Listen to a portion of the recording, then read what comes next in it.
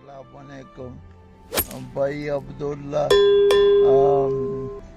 मैंने आपको बताया भी कि ये मेरी हालत है, ये हाथ भी नहीं हिला सकता सीधी तरह, और साइकिल हाथों से चलानी पड़ती है, वो भी नहीं चला सकता। मैं घर से बाहर जा नहीं सकता,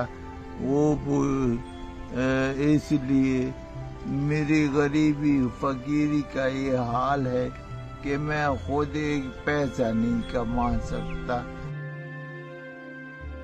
मेरा एक बच्चा मदरसे में पढ़ता है, वो दूसरा स्कूल 8वीं में पढ़ता है, और उसको भी सोचा हुआ है यही 8 पूरे करके उसको पढ़ना पढ़ाना छुड़ा दूं और मदरसे में दाखिल कर दूं, क्योंकि उसकी किताबी, यूनिफॉर्म, स्कूल का खर्चा वगैरह मुझसे नहीं होता।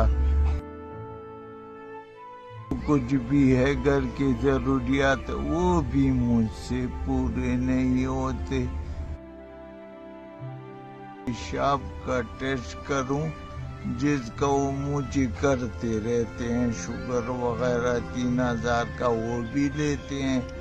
इसी तरह सर का एक एक्सरा करते रहते हैं, 12-13 हजार उसका भी लेते हैं।